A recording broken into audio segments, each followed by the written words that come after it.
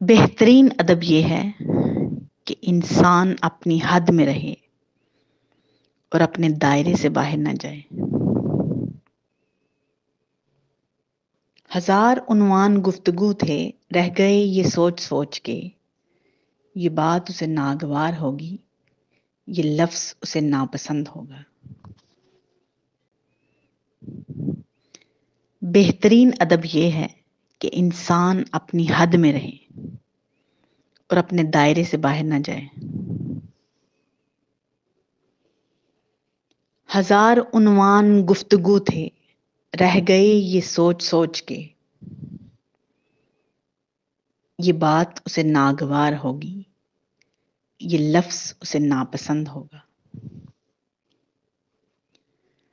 بہترین ادب یہ ہے کہ انسان اپنی حد میں رہے